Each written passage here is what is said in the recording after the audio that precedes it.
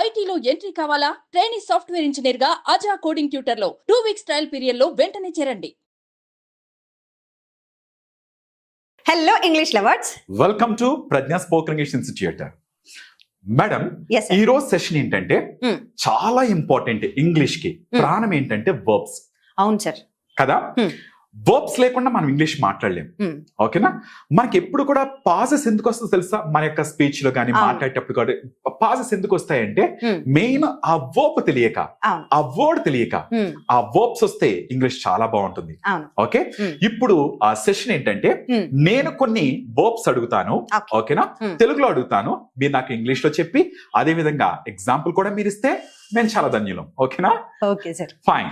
So నన్ను అడగమంటారా? yes sir, madam, ఇది నా ఉద్దేశం కాదు అని చెప్పాలి. ఉద్దేశించుట, ఉద్దేశం కాదు అని చెప్పేటప్పుడు ఎలా ఉపయోగిస్తాం? ఎస్, ఉద్దేశించు అనేదాన్ని ఇంగ్లీష్ లో వర్బ్ ఎలా చెప్తామంటే మీన్ అంటాం. Okay, mean, meant, meant. Mean అంటే ఉద్దేశించు. ఓకే, అరే నిన్ను బాధ పెట్టడం నా ఉద్దేశం కాదు అంటాం. అది కాదు నా ఉద్దేశం. I didn't mean to hurt you, I didn't mean it. నా ఉద్దేశం అది కాదు. Okay, okay, so do you mean it? అదేనా మీ ఉద్దేశం? Do you mean it? ఇలా యూజ్ చేస్తాం. మీన్ అంటే ఉద్దేశించు. Wow, excellent. So next one వచ్చిన తర్వాత పారిపోవడం. నేను ఈ ప్రాబ్లమ్స్ నుంచి పారిపోతున్నానండి, నేను పారిపోతున్నాను. పారిపోవడం. How can we say that? పారిపోవడాన్ని ఫ్లీ అంటాం. Okay, flee away, flee. Okay, verb ఏంటి అని అంటే flee. Okay, flee, fled, fled. Okay, flee అంటే పారిపోవటం. ఓకే, మీ రెస్పాన్సిబిలిటీస్ నుంచి పారిపోవద్దు. Don't flee away from your responsibilities. Okay, okay, the thief fled away when police tried to catch him. Okay, so ఇలా చెప్పచ్చు, ఫ్లీ అంటే పారిపోవటం. ఓకే, సో దాంతో పాటు నన్ను మందలించారండి.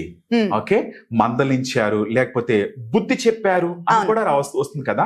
మందలించుట ఎలా చెప్పొచ్చు మేడం? మందలించుట, మందలించడం, కొంచెం హెచ్చరించడం, ఇలాంటి వాటిలన్నిటికీ రెబ్యూక్ అనే మాట యూజ్ చేస్తాం sir. Rebuke, rebuked, rebuked. Okay, okay, ఆమె తన కొడుకుని రెబ్యూక్ చేసింది లేజీగా ఉన్నాడని. ఎలా చెప్పొచ్చు? She rebuked her son for his laziness. Okay, okay, she rebuked her son. Okay, మా మేనేజర్ నన్ను మందలించారు లేట్ అయినందుకు. My manager rebuked me for being late. Okay, yes, అలా చెప్పచ్చు సార్. రెబ్యూక్ అంటే మందలించడం. చూసారా, ఒక్కొక్కసారి మనము మాటలు ఎందుకు మనకి ఆగిపోతాయి అంటే ఇలాంటి వర్డ్స్ పడకే, తెలియక కదా. ఇలాంటి వర్డ్స్ తెలిస్తే మనం ఆల్రెడీ ఉపయోగిస్తాం కదా రెబ్యూక్ అన్నమాట. అవును కదా. Very good madam, excellent. Yeah, next వచ్చిన తర్వాత అభ్యర్థించుట అనాలి.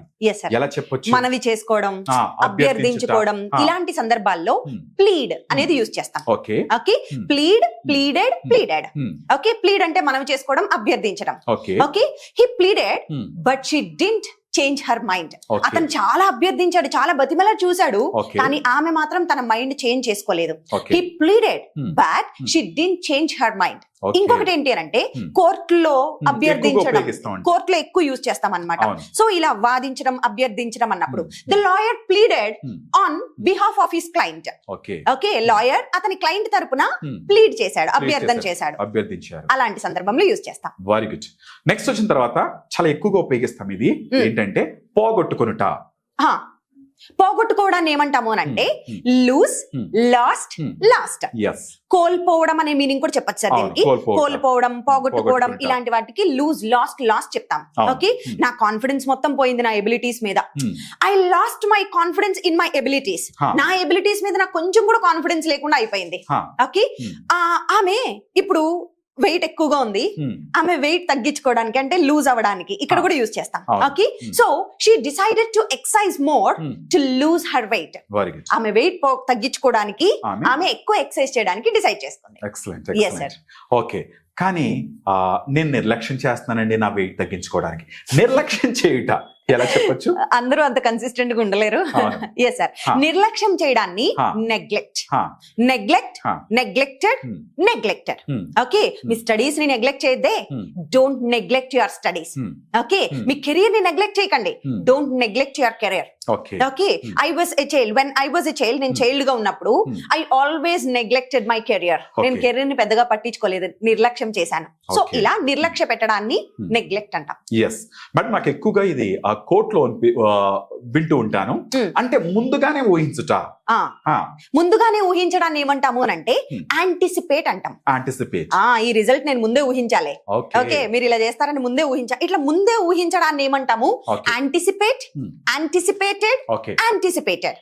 ఓకే, అయితే ఈ ప్రోడక్ట్ కి చాలా ఎక్కువ డిమాండ్ ఉంటదని పాపం వాళ్ళు ముందు ఊహించారు, కానీ అంతగా ఈ ప్రోడక్ట్ కి అంత డిమాండ్ లేకుండా అనాలి. ముందే ఊహించడాన్ని they anticipated a high demand for this product. ఈ ప్రోడక్ట్ కి ఎక్కువ డిమాండ్ ఉంటదని ముందు ఊహించి దింపారు ఈ ప్రోడక్ట్ ని. ఓకే, నెక్స్ట్ ఆమె ఒక పాజిటివ్ అవుట్కమ్ వస్తదేమో అని ముందే ఊహించింది. She anticipated a positive outcome. Positive గా అవుట్కమ్ వస్తదని ఊహించింది, but she couldn't do that. Madam, ఇవన్నీ కూడా మనకి మన బుక్స్ లో ఉన్నాయి కదా, అంటే ఇవన్నీ కూడా వర్బ్స్ తో పాటు, ఓకేనా, ఇవన్నీ కూడా మన బుక్స్ లో ఉన్నాయి. స్ట్రక్చర్స్ ఉన్నాయి, వర్బ్స్ ఉన్నాయి, అదే విధంగా అడ్జెక్టివ్స్ తో పాటు ఇవన్నీ కూడా బుక్స్ లో ఉన్నాయి. సెంటెన్సెస్ రూపంలో ఉన్నాయి కదా, ఒక వర్డ్ ఇవ్వడమే కాకుండా సెంటెన్సెస్ రూపంలో మన బుక్స్ లో ఉన్నాయి, ప్రజ్ఞా స్పోకెన్ ఇంగ్లీష్ ఇన్స్టిట్యూట్ బుక్స్ లో. నెక్స్ట్ దానితో పాటు మేడం, మనకి ఇప్పుడు ఆఫ్లైన్ ఆన్లైన్ క్లాసెస్ ఉన్నాయి కదా.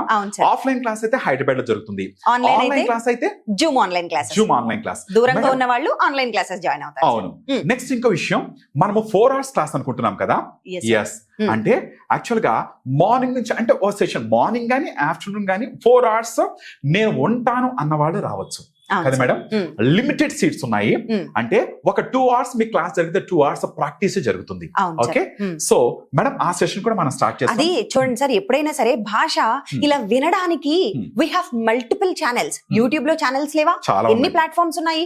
సో ఇంకా ఈవెన్ బుక్స్ లేవా, బుక్స్ ఉన్నాయి, వీడియోస్ ఉన్నాయి, we have number of opportunities sir. But the thing is just వాటి ద్వారా మనం ఏం చేస్తున్నామంటే వింటున్నాం అంతే. ఆ విన్నదాన్ని పోని నేర్చుకుంటున్నాం, ఆ విని నేర్చుకున్న దాన్ని అప్లై చేయడమే కదా కీ. అలా అప్లై చేస్తేనే కదా భాష వచ్చేది. మరి ఆ అప్లికేషనే ఇక్కడ జరుగుతుంది. ఇప్పుడు మన 4 hours క్లాస్ లో ఒక 1.5 hours మనం క్లాస్ చెప్పి ఒక కాంటెంట్ నేర్పించినా కూడా నెక్స్ట్ 2.5 hours ఎంతసేపటికి ఆ నేర్పించిన కాంటెంట్ మీద స్టేజ్ మీద పిలిచి కాన్వర్జేషన్స్ చేపించడం, ఓకే, ఎగ్జాంపుల్స్ చెప్పించడం, స్టోరీ టెల్లింగ్. ఓకే, సో ఈ విధంగా డిఫరెంట్ యాక్టివిటీస్ ద్వారా బాడీ లాంగ్వేజ్ అని, ఇంటర్వ్యూ టెక్నిక్స్ అని, all these things are provided sir. So వీటన్నిటి ద్వారా వాళ్ళల్లో కాన్ఫిడెన్స్ డెవలప్ అవుతుంది. 100% ఖచ్చితంగా ఈ పాజెస్ అనేవి తగ్గుతాయి. At the same time sir ఒక మాట చెప్పాలి, ఇంట్రెస్ట్ ఉండి 4 గంటలు కూర్చోవడం అనేది మామూలు విషయం కాదు సార్. గట్ ఫీలింగ్ ఉన్న వాళ్ళే ఇక్కడికి వచ్చి జాయిన్ అవ్వగలగాలి. అలాంటి వాళ్ళే రండి. నేను వస్తాను, నా లైఫ్ ని చేంజ్ చేసుకోవాలి, నేను ఖచ్చితంగా నేను నేర్చుకుంటాను అనే కాన్ఫిడెన్స్ తో కూర్చుంటాను, 4 గంటలు ప్రాక్టీస్ చేస్తాను. ఒక పూట సార్, ఒక పూట ఇక్కడ ఉండి గడపాల్సి ఉంటుంది వాళ్ళు. 100%. సో అలా గట్ ఫీలింగ్ ఉండి నేను ఖచ్చితంగా నేర్చుకుంటాను అన్నవాళ్ళు మాత్రమే. మేడం, ఒక విషయం, నేను ఒక చార్ట్ చదివాను. ఒక మనిషి అంట 6 months తన బాడీ మీద కాన్సన్ట్రేట్ చేస్తే తను ఏ షేప్ రావాలంటే ఆ షేప్ రప్పించుకోవచ్చు. అంటే జిమ్ కి వెళ్ళి అతను ఎక్సర్సైజ్ చేయడం ద్వారా ఒక మనిషి 6 నెలలు తన యొక్క బాడీ మీద కాన్సన్ట్రేట్ చేస్తే తను మార్చుకోవచ్చు. అదే విధంగా ఒక మనిషి 6 months తన కెరియర్ మీద ఫోకస్ చేస్తే తన లైఫ్ మార్చుకోవచ్చు. తన కెరీర్ మీద 6 months ఫోకస్ చేయాలి. కానీ ఆ డిసిప్లిన్ ఉంది చూసారా సార్, అన్నిటికంటే ముఖ్యమైన కీ పాయింట్ ఏంటి అని అంటే డిసిప్లిన్. ఆ కన్సిస్టెన్సీ ఉంది, రోజు ప్రాక్టీస్ చేయడం, 9 కంటే 9 కల్లా క్లాస్కి వెళ్ళి కూర్చొని ప్రాక్టీస్ చేయడం. ఓకే, ఒక కాన్వర్సేషన్ ఇచ్చారంటే నేను దాన్ని ప్రాక్టీస్ చేసి చెయ్యాలి అనేది, ఈ డిసిప్లిన్, ఈ కన్సిస్టెన్సీ మ్యాటర్ అలాట్, చాలా important sir. These things matter. So అది కాకుండా మన స్టూడెంట్స్ అందరికి కూడా ఆన్లైన్ క్లాసెస్ సంబంధించి వాళ్ళకి తెలియాలి. ఎందుకంటే ఫస్ట్ మేము ఆన్లైన్ క్లాస్ జూమ్ ద్వారా మీకు లైవ్ ద్వారా క్లాస్ జరుగుతుంది. ఒకవేళ లైవ్ ద్వారా మిస్ అయితే మీకు రికార్డెడ్ వీడియోస్ కూడా పంపించబడతాయి. ఒకవేళ రికార్డెడ్ వీడియోస్ కూడా కాదు అనుకుంటే మాత్రం PDF పంపిస్తాము వాట్సాప్ ద్వారా. And one more thing madam, వాళ్ళు ఖాళీగా ఉన్నప్పుడు వాళ్ళు వినడానికి we have audio codes. Audio codes కూడా ఉంది మన ప్రజ్ఞా స్పోకెన్ ఇంగ్లీష్ యాప్ లో we have audio codes. మనం చెప్పే ఈ క్లాసెస్ అన్నిటినీ కూడా జస్ట్ వినడం ద్వారా విని ప్రాక్టీస్ చేయొచ్చు అన్నమాట. సో వినడం ద్వారా ప్రాక్టీస్ చేయడానికి we came up with this audio codes. Only 299 మాత్రమే. ఓకే, 299 రూపాయలు మాత్రమే. మై డియర్ ఫ్రెండ్స్, చూడండి ఒక్కసారి. అండ్ వన్ మోర్ థింగ్, ఇంకో విషయం, మా క్లాసెస్ ఎలా ఉన్నాయో చూసే జాయిన్ అవ్వండి. You got it.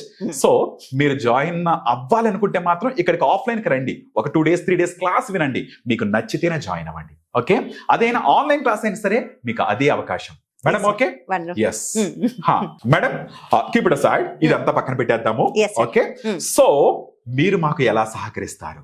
సహకరించడాన్ని కాంట్రిబ్యూట్ అంటాం. Okay, contribute, contributed, contributed. Okay okay, మీరు ఎలా కాంట్రిబ్యూట్ చేస్తారు మా సక్సెస్ లో?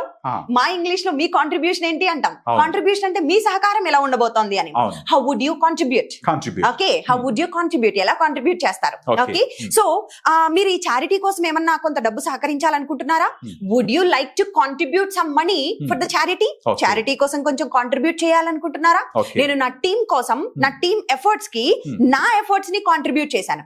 Okay, I contributed to my team's efforts. Oh fine అర్థమవుతుందా సార్? ఇలా కాంట్రిబ్యూట్ అంటే సహకరించడం. Very good madam. Hmm. ఇప్పుడు ఎదుర్కొనుట అంటున్నారు, ఓకేనా? నేను చాలా ఎదుర్కొన్నానండి, వాళ్ళ మాటల్ని ఎదుర్కొన్నాను, వాళ్ళు అలా ఎదుర్కొనుట అని చెప్పాలి. ఎదుర్కోవడాన్ని ఎన్కౌంటర్ అని చెప్పొచ్చు. Okay encounter. ఓకే, సో నేను చాలా ప్రాబ్లమ్స్ ని ఎన్కౌంటర్ చేశాను నా లైఫ్ లో అంటాం. Okay I encountered many problems in my life. Okay okay, so మీరు అలాంటి ప్రాబ్లమ్స్ ఎన్కౌంటర్ చేయకూడదని నేను అనుకుంటున్నాను. Hmm. I don't want you to encounter such problems. Okay, so ఇలా ఎన్కౌంటర్ అంటే ఎదుర్కోవడం. Very good. So okay madam, ఇప్పుడు ఏం చేద్దామంటే ఎస్ సార్, మన వ్యూయర్స్ కూడా చూస్తున్నారు కాబట్టి నేను మిమ్మల్ని కొన్ని క్వశ్చన్స్ అడుగుతాను. ఈ వర్బ్స్ ఉపయోగించి అడగండి. ఎస్, ఈ వర్బ్స్ ఉపయోగించి నేను అడుగుతాను. Yes sir, okay, try to give the answers. Sure sir. Okay, మీ ఉద్దేశం ఏంటి? What do you mean? అతను ఎందుకు పారిపోయాడు?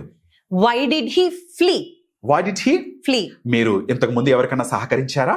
Did you contribute anyone? Yes, నేను ఎంతో మందికి సహకరించాను ఇంతకు ముందు. I contributed many people in the past. మీరు ఎలా ఎదుర్కొన్నారు ఇన్ని సమస్యల్ని? How did you encounter all these problems? Very good. So ఆమె మొత్తం తన హోప్స్ అన్ని కూడా పోగొట్టుకుంది, లూజ్ అయిపోయింది. She lost her hopes. Okay fine. మీరు మీ బాబుని మందలిస్తారా? Do you rebuke your son? నేను మందలించను. I don't rebuke. మీరు మందలించరా? Don't you rebuke? Very good. మీరు మంచి రిజల్ట్ ఊహించారా ముందే? Did you anticipate positive results? Excellent madam. ఇప్పుడు అన్నిటి మీద నేను క్వశ్చన్స్ అడుగుతాను. ఒక్కసారి ఒక 2 minutes మన వాళ్ళు ఓకేనా వింటున్నారు కదా, వాళ్ళు ఇంకా వీటితో పాటు ఇంకా వాళ్ళు నేర్చుకుంటారు. Yes sir. Okay fine. Madam, మీరు ఎంతకాలం నుంచి టీచింగ్ చేస్తున్నారు? How long have you been teaching? మీరు చిన్నతనం నుంచి చేస్తున్నారా? Have you been teaching since your childhood? Very good. Madam, మీరు నాకు ఇంగ్లీష్ లో అద్భుతంగా మాట్లాడడం కావాలి అనాలి, అప్పుడు ఎలా అంటాం? I want you to speak English fluently. Very good. అతను మీ బ్రదరా? Is he your brother? Me sister కాదా? Isn't she your sister? వాళ్ళెవరు? Who are they? వాళ్ళు నా friends. They are my friends. మీరు లాస్ట్ ఇయర్ మీరు హైదరాబాద్ లో లేరా? Weren't you in Hyderabad last year? ఎప్పుడు వచ్చారు హైదరాబాద్ కి? When did you come to Hyderabad? మీరు జాబ్ చేశారా హైదరాబాద్ లో? Did you do a job here? ఇప్పుడు చేస్తున్నారా? Are you doing a job now? ఎంతకాలం చేస్తున్నారు జాబ్ మీరు How ఇక్కడ? long have you been doing job? మీరు సాఫ్ట్వేర్ ఫీల్డ్ కి వెళ్ళి ఉండాల్సింది. You should have been to that software field. ఎందుకు వెళ్ళలేదు? Why didn't you? నాకు అవకాశం వచ్చుంటే నేను వెళ్ళి ఉండేదాన్ని. If I had got the opportunity, I would have been to that field. Madam, ఈ విధంగానే ప్రాక్టీస్ జరుగుద్దాం మన ప్రజ్ఞలో. Yes sir, ఇలాగే. Okay fine. ఇలా సో practice ఫ్రెండ్స్, చేస్తాం. మరి మీరు గానీ క్లాసెస్ ఇలా కావాలి అనుకుంటే మాత్రం మర్చిపోకండి, visit us. Thank you so much. Thank you.